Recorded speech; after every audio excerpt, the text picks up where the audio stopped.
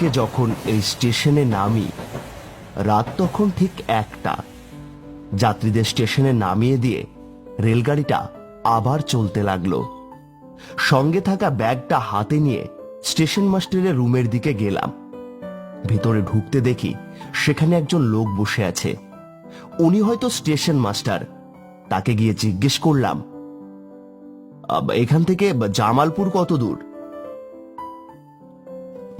এখান থেকে জামালপুর 6 কিলোমিটার রাস্তা, কিন্তু এত রাতে এখান থেকে জামালপুর যাওয়ার কোনো ভ্যান পাওয়া যাবে না, তাই রাতটা কষ্ট করে এখানেই কাটাতে হবে।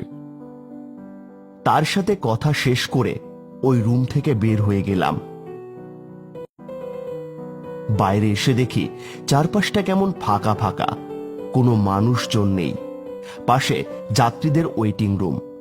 সেখানে গিয়ে একটি চেয়ারে বসলাম। তারপর চিন্তা করলাম, কোনো মতে আজ রাতটা এখানে কাটিয়ে কাল সকালের দিকে জামালপুরের উদ্দেশ্যে রওনা হব। দেওয়ালে ঝুলে থাকা ঘড়ির দিকে তাকিয়ে দেখি রাত 1:30 বেজে গেছে।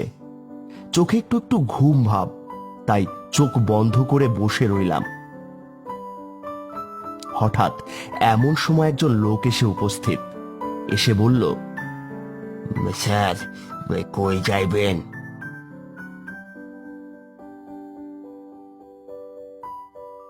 জামালপুর যাব।